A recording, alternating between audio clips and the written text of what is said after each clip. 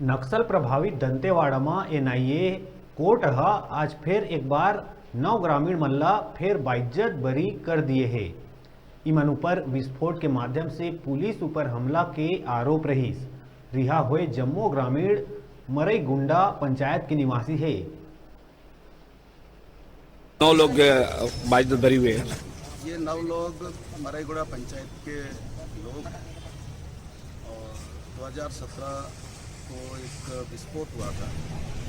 और विस्फोट दरअसल कौन क्या इनको तो पता नहीं है, जैसे इन लोग कह रहे हैं। ये दरअसल पुलिस वालों को ही वो जो एर्राबोर का जो नाला है, गगनपल्ली का जो नाला है, उसमें वो पार करा रहे थे। पार कराने के बाद फिर वो विस्फोट हुआ और ये लोग करीब 14 लोग थे, जैसा इन लोग कह रहे हैं 14 लोग थे।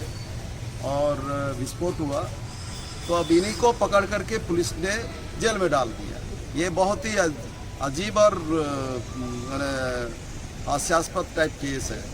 जो लोग उनको नाला पार करा रहे थे उन्हीं के ऊपर केस बना करके जेल में दिया और ये लोग 5 वर्ष तक जेल में रहे।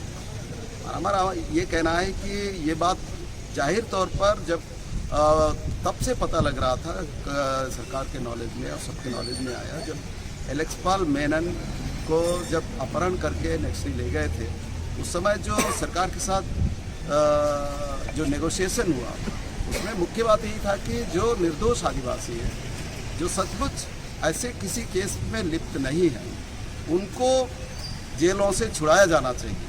वो बातें थी और कांग्रेस ने भी उस पिछले चुनाव में उसी आधार पर वादा किया था कि हम निर्दोष जो आदिवासी जेलों में हैं उनको हम छुड़वाएंगे। और सरकार में आने के बाद उन लोगों ने ऐसा कुछ किया नहीं और ये बेचारे जब उस पूरे केस में शामिल नहीं थे तो इनको 5 वर्ष तक एक तरह से, अब सजा तो नहीं हुई पर 5 वर्ष जेल में रहना ये भी तो एक सजा है। और 5 वर्ष तक पूरे परिवार और सबसे बिल्कुल अलग रहे। उनका मानसिक स्थिति और इनकी मानसिक स्थिति में जो तकलीफ़ें हुई उसका तो भरपाई संभव नहीं है। इसलिए मैं समझता हूँ कि सरकार को अभी भी कोशिश करनी चाहिए कि जितने लोग अभी जेलों में हैं उनको जिस भी तरीके से छुड़वाने की कोशिश किया जाना चाहिए। और मैं पुनः ये आप लोगों के माध्यम से कहना चाहता हूँ कि ये जो लोग इतने वर्षों से जेलों में हैं, अभी बुर्कापाल केस में 121 लोग छूटे हैं और ये लोग अभी 9 लोग छूटे हैं, इन सबको कहीं ना कहीं सरकार को क्षतिपूर्ति देना चाहिए। ये हमारी